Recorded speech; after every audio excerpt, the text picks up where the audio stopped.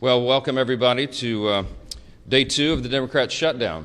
Let's make absolutely clear what's happening here. Real pain is being inflicted upon the American people because 44 Democrats in the Senate have voted for the third time to reject the completely nonpartisan, completely clean, very simple 24-page continuing resolution that we passed in the House here 2 weeks ago. Now, why did we do that? For a refresher for everyone. We have been working very hard, this leadership team, to get Congress working again. Congress has not done the appropriations process appropriately for many years now. And so we have forced the muscle memory back. Our appropriators have done a great job in bipartisan fashion, by the way. And they've worked very hard and passed 12 separate appropriations bills through the committee as is supposed to be done. We passed 3 of those off the House floor. The Senate did its work. For the first time in years, the Senate passed 3 appropriations bills off the floor. Those bills don't match up exactly. So the way the system works, everybody remembers from civics, is that when the 2 chambers have bills that don't align perfectly, you put together a conference committee. That's been done. All of that work's been done very deliberately, very carefully, and as good stewards of taxpayer resources. The problem is we ran out of time because the end of the fiscal year is September 30th. So we did the logical, simple, good faith thing. Instead of loading up a continuing resolution to keep the lights on, to keep the government open so this process can continue, instead of loading it up with poison pills or gimmicks or tricks, we sent over a very simple continuing resolution that every single Democrat in the Senate has voted for in the past, just to keep the government open for the people, so that we could get to November 21st, 7 weeks, to allow more time for this process to play out. That is what happened. Now, the Democrats did something they've never done before. Chuck Schumer has led them all to vote against it. Everybody's been discussing this for the last few days. Why in the world would Chuck Schumer do a 180-degree turn? Because he said passionately, as recently as March of this year, on the same instrument, the same ZR, that it would be reckless and irresponsible and dangerous to close down the federal government. Why did Chuck Schumer change his tune? Everybody knows that now. He's trying to avoid a challenge from his left flank in his next Senate re-election campaign. And he wants to avoid the scrutiny that he received for doing the right thing back in March because the far left and the base really went crazy on poor Chuck Schumer. And so he changed his tune. And now they're trying to pretend it's about something completely different. They have made a decision that they would rather give taxpayer-funded benefits to illegal aliens than to keep the doors open for the American people, to keep vital services, veteran services, health care and nutrition for women, infants, and children. They would rather not pay the troops and TSA agents and Border Patrol agents. They would rather stop services of FEMA in the middle of a hurricane season than to do the right thing for partisan political purposes. It is selfish, it is reprehensible, and it is exactly the opposite of what they have all said themselves in their own words very passionately every day until now. We've been playing the greatest hits loop here on a video right outside the Speaker's office for days. You've all seen it. Make them answer for that. Don't ask the Republicans what we should be doing or what we should be negotiating. I don't have anything to negotiate. I sent them in good faith exactly what they had voted for before. We did not put any Republican provisions in that, and we tried to make this very simple, in good faith, so the appropriations process of the people can continue. Now, there's been a lot of talk about, they say that we're making this up, this illegal aliens receiving taxpayer benefits. It's a talking point, they said. I want to remind you of a couple of key facts. Everybody can remember, I think, back to 2020. In the presidential debate for all the candidates on the Democrat side, you might remember famously they were asked the question, raise your hand, they said on the stage, if you believe that illegal aliens should receive health care paid for by American taxpayers. Every single one of them raised their hand, to great applause in the audience from the Democrats who were there. Those hands included Joe Biden and Kamala Harris. Now, what did they do? Did they follow through on that promise? Yeah. They absolutely did. Joe Biden used executive orders, and he expanded benefits, health care, to illegal aliens in his 4-year term. That was an outrageous violation of the existing federal law and of the principles of good stewardship. Those resources are not meant for people who break the law and come into our country. They're meant for U.S. citizens. And so they watered down these health programs. It was terribly dangerous. So we got the majority. President Trump has returned to the Oval Office with a mandate of 75 million Americans, this big popular vote win. The House Republicans received our largest popular vote total in the history of this institution. Republicans went immediately to work. And we passed the one big beautiful bill, the Working Families Tax Cut, and we fulfilled all the promises that we made. One of the key promises that we made, because you all know that the open border was probably the #1 issue in the election cycle, was that we would end that madness. We would cut off resources, hard-earned taxpayer dollars by American citizens not going to reward people for breaking our law and coming over the border. And we did that. The one big beautiful bill, the Working Families Tax Cut, included a huge provision. A big chunk of that bill was the health provisions. Now, why are we saying that they want to return and restore taxpayer-funded benefits to illegal aliens? Because that's exactly what they did. When they rejected the clean CR that we sent over, the Senate Democrats, Chuck Schumer, filed a counter-proposal. Now, what was in that counter-proposal? You can see it for yourselves. In fact, if you're watching at home, go to my website right now, speaker.gov. Go to the press releases tab and you'll see it. It's listed right there. Just click on it. I'd like you to turn in your hymnals to page 57, okay? Section 2141. It is there in black letter. They filed this. This is not a talking point. This is what they proposed. They wanted to add, instead of the clean CR that keeps the government open for 7 more weeks to allow us to finish the work, they proposed a wild list of partisan priorities. Among them, they want to return $500 million to the Corporation for Public Broadcasting to prop up left-leaning and biased media organizations. We're not doing that. The American people don't want us to do that. We don't need the Corporation for Public Broadcasting funded by taxpayers anymore because we're in their age of ubiquitous media. There's, 200 of you guys here? There's so many outlets. We don't need to do that. We're not going to do that. They wanted to cut, in the Democrats' counter-proposal, I want you to read it for yourself, speaker.gov. Go there and check it out. They want to remove the rural hospital fund that Republicans fought so hard to put into the one big beautiful bill. We set $50 billion aside to take care of rural hospitals. Why would Chuck Schumer want to get rid of that? I don't know. A lot of those rural hospitals are in red states. You have to decide for yourself what the motivations are here. But they say they're for health care. Why would they want to do that? The other thing that they put in there is very important. And on page 57 in section 2141, not a Republican talking point, read from the Democrats' document themselves. They said that they want to repeal the health provisions of the one big beautiful bill. Now, why is that so important? Because I want to tell you what those health provisions did. They eliminated all of the taxpayer-funded benefits going to illegals. There was an amendment that was sent over to the Senate to ensure that illegals would not be getting health care paid for by taxpayer dollars. Illegal aliens, okay? 43 of the 47 Senate Democrats voted against that. This is just a few months ago. The bill was signed into law July 4th, and we cut all of that out. And let me tell you what some of those things are.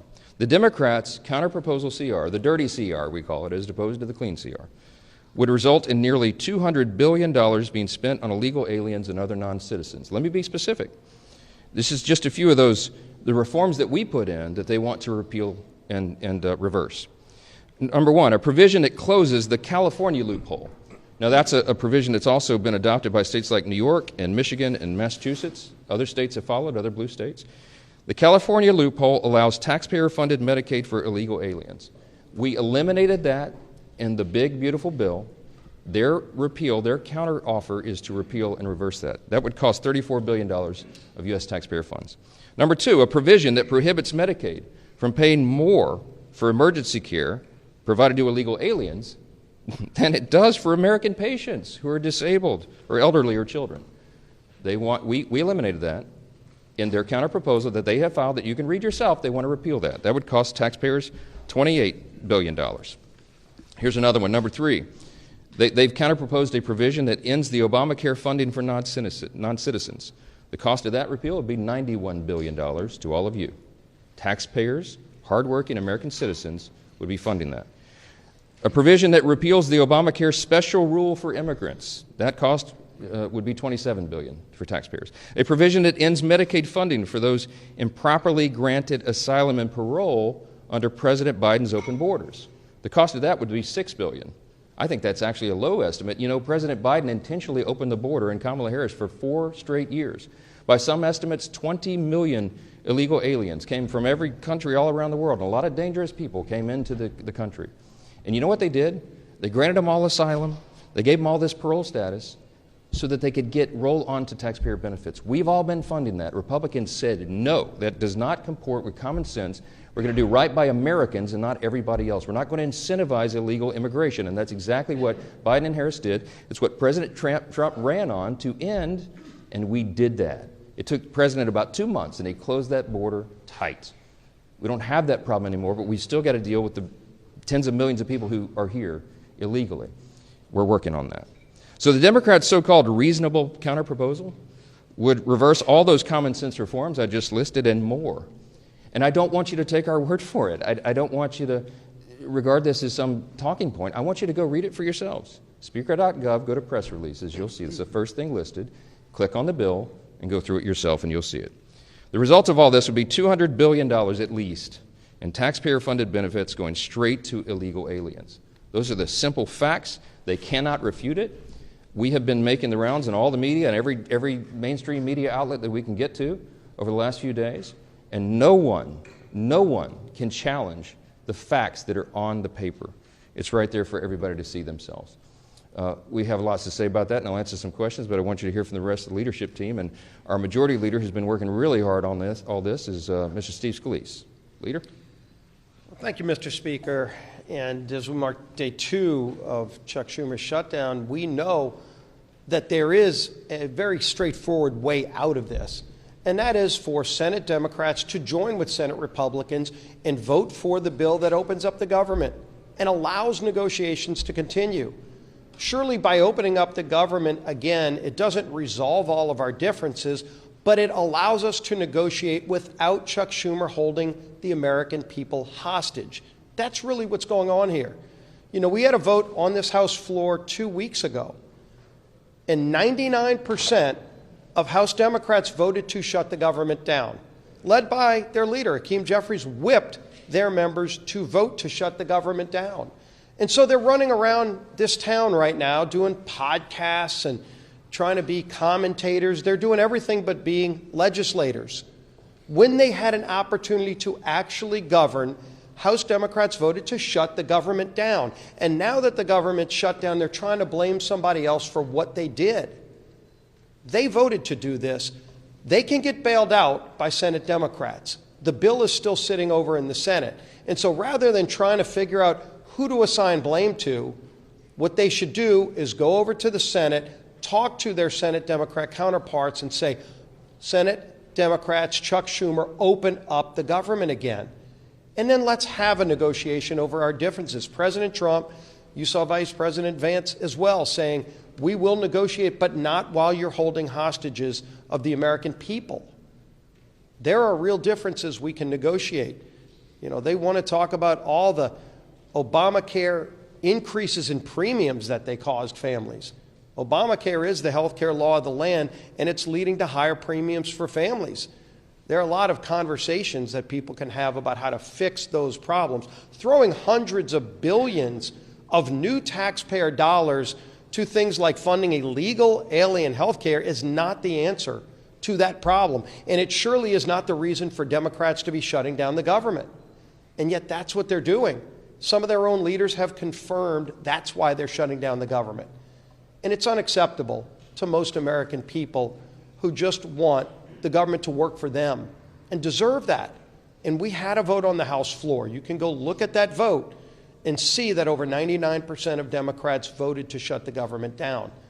It's a real vote that we held, and that bill is still sitting in the Senate. We stand ready to negotiate on a lot of differences. We are in a conference committee right now on 3 of the appropriations bills, and Tom Cole and his appropriators have passed all 12 of the bills out of committee. John Thune, to his credit, changed course from the old days of Chuck Schumer when Chuck Schumer ran the Senate and didn't bring any of the appropriations bills out of committee. They're now moving those bills in the Senate, and so we can have a broader negotiation on how to properly fund government, how to properly set priorities over funding government, which, by the way, shouldn't be complicated. It's what every family does sitting around their kitchen table. They figure out how to properly budget their households. Businesses do this all the time. A small business, whether it's good times or bad, has to sit down and figure out how to make the budget work. Washington needs to do the same thing. And that means House Democrats and Senate Democrats need to stop holding temper tantrums, stop making $1.5 trillion demands for illegal alien funding, and vote to open up the government, release the hostages, and let's go get back to a negotiation over what the priorities of this country really should be. President Trump has proven he's ready to negotiate again. He brought all the leaders to the White House just a few days ago. He stands ready to resolve this, but the ball's in Chuck Schumer's hands right now. He has chosen to shut down the government, and he can't articulate any real reason except that they want to take things like $50 billion away from rural hospitals to fund health care for illegals. And the Speaker laid it out incredibly clearly. It's not some hypothetical. Chuck Schumer filed an alternative government funding bill, and it includes getting rid of all the verifications on things like making sure illegals can't get those taxpayer-funded benefits. They want illegals to get free health care benefits, and they're willing to shut the government down to do it. That's not where the country is. It's surely not why we should be here right now. But we stand ready to work. We've done our job in the House. It's time for the Senate to do their job and end this madness. Keeping our members tied together, united, focused on what we need to do is our whip. Tom Emmer.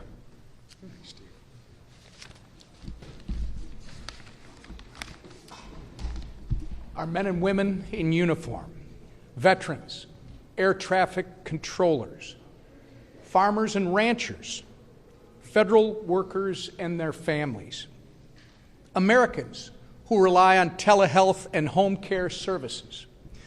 These are just a few of the victims of the Chuck Schumer Democrat shutdown. All because Chuck Schumer and Hakeem Jeffries care more about appeasing the radical members of their party than working in good faith to keep the government open. They are trying valiantly to claim that they are doing it to fight for Americans' health care. But their $1.5 trillion wish list, which slashes funding for rural health care, as you've heard from both the Speaker and the Majority Leader, while giving taxpayer-funded health care to illegal aliens, tells a much different story. The American people see their political charade for what it is. The good news is Democrats still have time to do the right and reasonable thing. Because Republicans have done our job, there is a clean, nonpartisan, continuing resolution ready in the Senate to send to President Trump's desk right now. The question is, how long? How long will Democrats hold the American people hostage to play their political games? I hope they come to their senses soon. Until then, we're going to force them to go on the record about their self-inflicted shutdown every single day. And the consequences will be theirs to own, and only theirs. With that, I'll turn it over to our conference chair, Lisa McClain.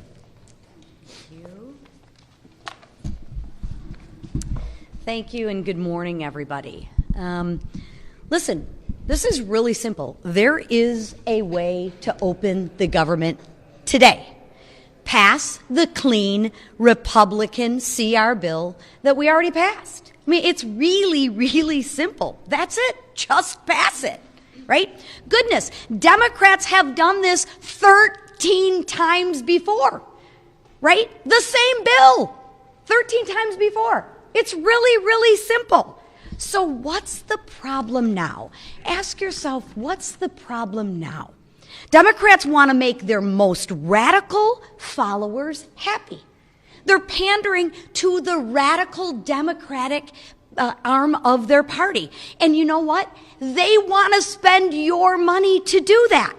They want to spend your money on government benefits to illegals. Your money. Where does that $1.5 trillion come from? It comes from your pockets. And you're going to give it to illegals. Nobody wants that, except the Democrats. They're going to spend your money on a climate crusade. And they're going to spend your money on radical media outlets. Gang, this is your money. It comes out of your pockets that you work very, very hard for. And more than $1 trillion they want to spend on their radical Democratic goodies. What's more, they want to make you pay for that, all while gutting historic investments in rural health care, which is really interesting, right? What's their talking point now? Oh, healthcare, right? Then ask them, why would you gut $50 billion if you care so much about healthcare from the rural healthcare, right? Because they don't have any facts. All they have is talking points, right? And they can't remember what they're talking about. Right? They're talking out of both sides of their mouth. They want to take $50 billion away from rural health care. Gee, I wonder why. And since they didn't get any of those things on a silver platter, they want to throw a fit, a tantrum, and they want to shut the government down. And guess who pays the price for that? Real Americans do. So I ask Democrats, are you okay with this? Are you okay with mothers on WIC unable to get milk for their children?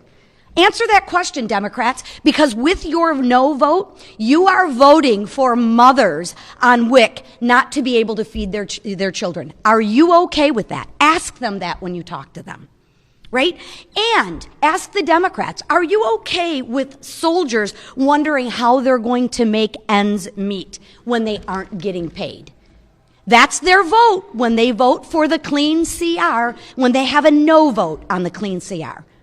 They are voting, Democrats are voting, to make sure that troops aren't getting paid. Ask them if they're okay with that. And ask them if they're okay with delaying home purchases for families and benefits of veterans. Right? Enough. Stop the hijacking of our government. Stop the political games. That's why the leadership team behind me put a clean CR on the table. We didn't play any political games. We didn't add a bunch of our wish lists, a bunch of our pet projects to the CR. No, we said enough with the games. Let's put the exact same CR on the table that the Democrats voted for 13 times. And you know what they said? They said no. So if the Democrats really care about the American people, pass the clean CR, stop hijacking the American people, and stop pandering to the progressive, radical arm of their base. Thank you. Right here, yeah. Does the president have the constitutional authority just because of a shutdown to lay off thousands of federal government workers or withhold funding for congressionally approved projects that are already being Yeah, he does. Okay, this is the way the system works. This is Chuck Schumer's decision is to hand, as I said on a couple interviews yesterday, the keys to the kingdom to the president, right? He has put himself in that situation, and it's completely unnecessary. The president takes no pleasure in this. The president did not want a shutdown. I'm telling you this from my own testimony. I was in the Oval Office. He pleaded with Chuck Schumer and Hakeem Jeffries to do the right thing. Keep the government open. We'll talk about all these other issues later because that's how the process works. But failing that, because they have decided to vote to shut the government down, they have now effectively turned off the legislative branch, the Article 2 branch of, or the Article 1, sorry, the Article 1 branch of our government, and they've turned it over to the executive, okay? So in that situation, when Congress turns off the funding and the funding runs out, it is up to the Commander-in-Chief, the President of the United States, to determine how those resources will be spent. He has that responsibility given to him by the Democrats in the Senate. They can't complain about it, and he doesn't want to do it. But in this scenario, what they have to do is make very difficult decisions. Most of the responsibility falls to Russ Vought. He's the director of the Office of Management and Budget, as you know. Whomever is seated in the chair at OMB during a shutdown has to do the same thing. Russ does this reluctantly. We had a 45-minute telephone conference with him yesterday. He talked to all the House Republicans. He takes no pleasure in this because Russ has to sit down and decide, because he's in charge of that office, which policies, personnel, and which programs are essential and which are not. That is not a fun task. And he is not enjoying that responsibility. And it could end today if the Senate Democrats would come to their senses and do the right thing for the American people. But if they don't, and if they keep the government closed, it's going to get more and more painful because the resources run out and more things have to be reduced and eliminated. Now, when he sits down as the director of OMB, he will obviously have a subjective determination on the priorities. And what do you think he would do? Because what would any OMB director do under any president? They're going to look to see for the administration's priorities first and ensure that those are funded. And so those are some very serious determinations that have to be made. We want to protect hardworking federal workers. And these are people who protect all the rest of us, by the way. We mentioned TSA agents, Border Patrol agents. Our troops, the military, are not being paid, and so they're inflicting hardship on people for no reason. Is it constitutional? Is it lawful? Is it part of our system? Of course it is. It always has been. And the Democrats are the ones who have decided to inflict the pain, not the president. Back row, back row. You all have to share polling showing the American public is on your side. I'm wondering if those layoffs happen in mass, thousands of federal workers are eventually cut from their jobs and programs. Do you worry you're going to sort of lose the support of the public in that scenario? No, I mean, look, the reason that we're talking with you so plainly today is to explain to every single American citizen why this is happening. How in the world could they blame the people here who have done our job and sent over a clean CR to keep the lights on? There is no gimmick. People say, why aren't you negotiating with Schumer and Jeffries? Because I quite literally have nothing to negotiate. There's nothing I can pull out of the bill that was a Republican priority to say, oh, we won't do that. Why don't you guys vote for it now? I don't have anything. I didn't put anything in it to send it over. I'm stunned. I'm stunned that they have decided to shut the government down and hurt people. It is on them 100%. The New York Times poll that was put on the Senate floor yesterday, I think it was, day before, they pointed out to Chuck Schumer, who's from New York, of course, that the New York Times, clearly not a right-leaning organization, publication, has found that 65% of respondents said, please, Democrats, don't shut the government down because you don't get what you want. Many of them remember in New York, of course, what Chuck Schumer and AOC and all the rest. AOC literally said that on the House floor several months back. She said, it's not normal to shut the government down just because you don't get what you want. Well, what changed? What changed? It's on them and not us. Yes, ma'am. Yeah. We've learned that the Senate obviously may take up your bill again, but if it fails, we've been told it's possible senators could go home for the weekend. They won't hold any votes until Monday. Do you think the Senate needs to stay? Of course they do. Of course they do. And the House is coming back next week, hoping that they will be sending us something to work on, that we can get back to work and do the people's business. They're anxious to come back, but the Senate Democrats, 44 of them, all the pressure should be on the 44 Democrats who were dug in to try to pander to the far left corner of their base. That's what this is. How important is it to appeal to the radical left of your base and hurt Americans? Because if they drag this on through the weekend, more and more people will be hurt. I want you to think about, I come from a big military district, okay? Louisiana's 4th Congressional District is home to Barksdale Air Force Base and the command of Global Strike. The Global Strike Command is in my district.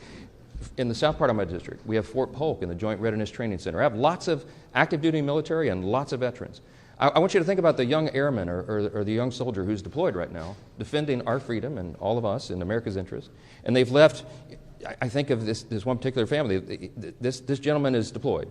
He's got a young wife at home, and they have 3 small children under the age of 6. She's not going to get a paycheck as long as Chuck Schumer is playing political games up here.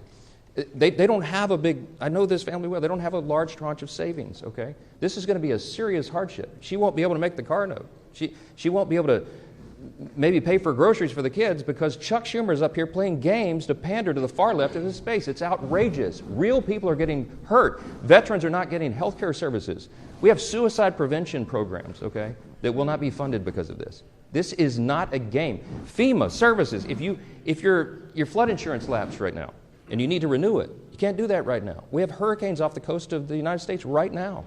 If you buy a home and flood insurance is required, which is in so many places around the country, you can't close on your home right now because Chuck Schumer and 43 friends in the Democrat friends in the Senate are making a game out of this. It is ridiculous. It is irresponsible and dangerous.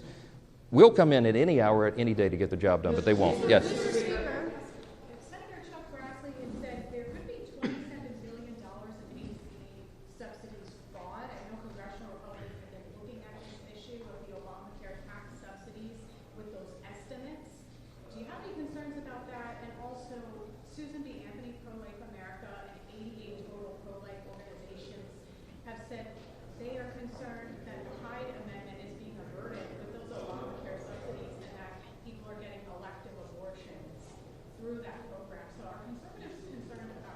Yeah, conservatives are very concerned about the subsidies.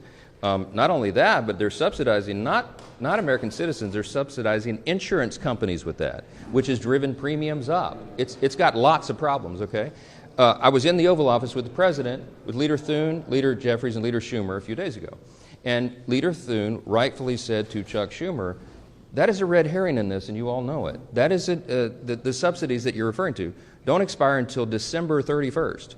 We're at the end of September. You're trying to take a December policy issue and insert it into this discussion about whether we're going to keep government operating for the people. That is a ploy. They've done that simply so that they can show a fight against Trump and Republicans. Let me tell you what that is all about.